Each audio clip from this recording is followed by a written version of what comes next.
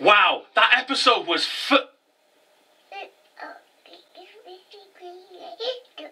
it was good. That episode was really good. No swearing.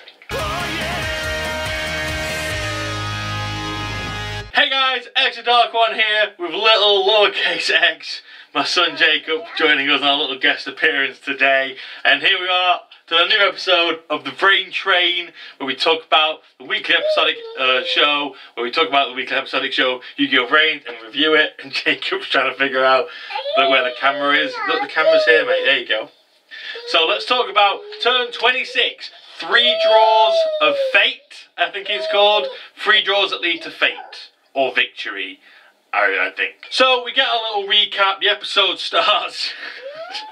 And essentially, the duel's going as it's going. The Knights of Annoyed girl is just lacing out her strategies, her virus strategies. She's got a card on that every time she draws a trap card, deals 500 points of damage to her opponent. Yusuke's like, oh, actually, when that another thing happened, there was a girl there, but I just realised that's a girl. That woman was Aoi's doctor when she became another, and then that's how she figured out who she was, where she lived, you know, a postcode and all that stuff. So they went off. They was like, right, we're going to go and figure this out. We're going to go her address and do a bit of hunting of our own. So they went off. Aoi, in the meantime, is getting her bum handed to her, just absolutely getting served left, right and centre. You know, she's not doing very well. Her effects are getting negated. All in all, though, pretty good duel. I am glad the direction the episode took. I was really worried they were going to make her... I said last week, they better not make her lose and that Playmaker's got to do it, because that would just completely ruin it. But I am now so invested in Aoi, more so than I was before. And I'm liking that we are getting... other characters have their time. They're having their time to shine. It's great. Good. It's good. I'm really enjoying it. So Aoi was getting a bum kicked, getting a bum handed to her. And she's like, right, you know, gotta do it. Dad. What's that you've got? And you got Thor's hammer? Is that Thor's hammer? Jacob, what are you doing with Thor's hammer? As the turn goes on, Aoi is just doing her thing, and Yusuke's acting out, sneaking in to this woman's house, basically. They're hacking their way in. AI, you know, Ignis, he's just like, can you fight? And he's like, well, we'll find out. We'll certainly see. And... it's all looking bleak for Aoi. Everything's going wrong. She's looking like her brother's watching this whole time, and he's like, right, I've seen enough. I've seen enough. He gets up, and his assistant, she's like, where you going? And he's like, I've got to go in the VRains. I've got to stop this. I've got to put an end to this. She's like, no, a big brother shouldn't be doing that. A big brother should watch his little sister into the end. Are you giving me this to hold? Can I have that? All in all, things are looking grim. Things aren't looking good. Aoi has been knocked down to 100 life points. Everyone's like, what's going to happen? It's not going to go well. It's going to go bad. She's going to lose. But then she's like, right, I've got to do it. I've got my skill level. I've got my skill left. I've got to risk it. She does her skill, which means she can summon... she can get rid of a trickster card, and her opponent can draw a card for every trickster in a graveyard, I believe. So she does that, and she's like, right, well, if I draw any of these cards a trap, you're going to lose. She draws 3 cards, not one of them's a trap. And then Aoi goes on to finish her turn, summons her, like I said last week would happen, summons her first level, her first Link 4 monster, which I said she would last week. And she ends up winning the duel, and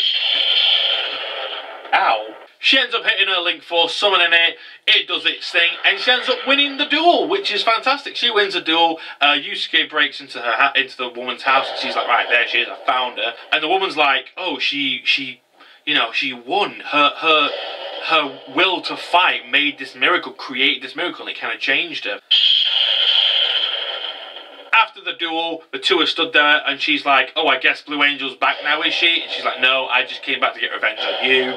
I'm done now. Blue Angel's back just for today. She's basically doing an Undertaker or a John Cena. I came back for one match, and that is it. I'm not coming back now. I'm done. I only fight for me. I only play for me. And then the Knights of the North Woman, she comes up. She's like, yeah, well, look at this. Look at the sky. And then she's actually releasing she's used the anti-release software to release all these other and others and free them all. She's like, you know, I know you're fighting for yourself, but that can affect the people around you as well.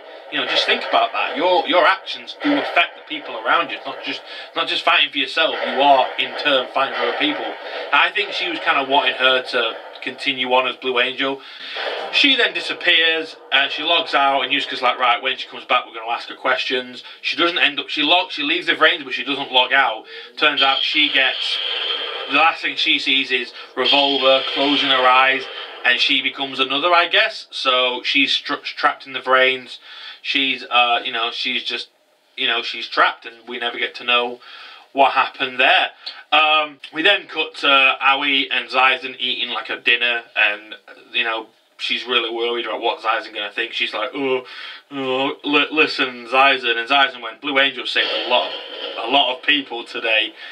And you know, we went, good job. And for the first time, we actually see Aoi, not Blue Angel. We see Aoi very happy and give her a big smile. You know, it was a really nice, happy ending. And that was the ending. And then that was how the episode went.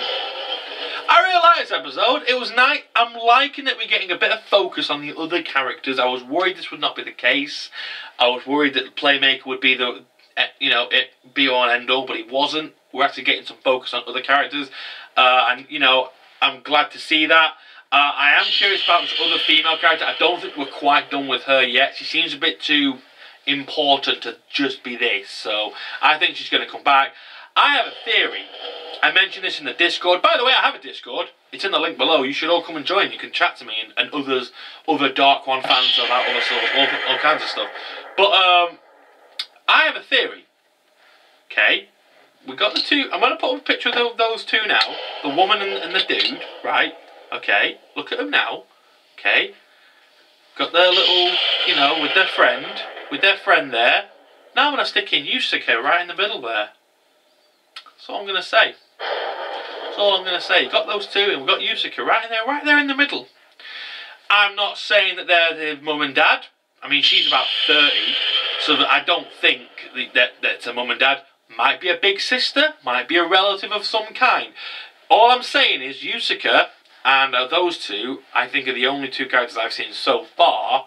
I'm going to have to go back to the show, but they're the only of the main characters in their original forms that have that two-toned hair.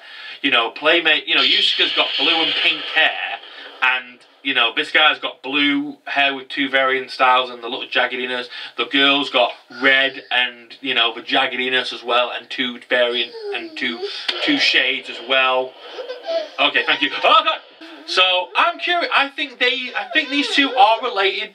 I think they're involved with Yusuke in some way. I really do. Anyway, he's going off now. Overall, guys, I love the episode. It was a lot of fun to watch. I can't wait for the next one. This is Jacob, this is Lowercase X. We're going to say goodbye now, because we're going to chill out downstairs. So thanks for joining, and we'll see you all next week. Bye-bye.